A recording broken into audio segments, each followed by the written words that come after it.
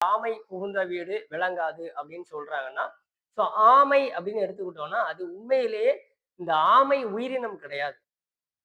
மனிதன் பண்ணக்கூடிய விஷயங்கள், மனிதனிடம் இருக்கக்கூடிய சில குணங்கள் வந்து வந்து குடும்பத்திற்கு, வீட்டுக்கு ஆகாது அப்படிங்கிறத தான் அவங்க அப்படி சொல்லி வச்சிருக்காங்க. ஸோ அப்படி என்னலாம் அப்படின்னா, கல்லாமை, பொறாமை, இயலாமை, முயலாமை, அறியாமை, தீண்டாமை இப்படி தீய விஷயங்கள் கொண்ட ஆமை, ஆமைன்னு முடியக்கூடிய வார்த்தைகள் கொண்ட தீய எண்ணங்களும், தீய குணங்களும் எந்த வீட்லலாம் இருக்கோ, அந்த வீடு வந்து உருப்படாது அப்படிங்கிறத அவங்க சொல்லி வச்சிருக்காங்க.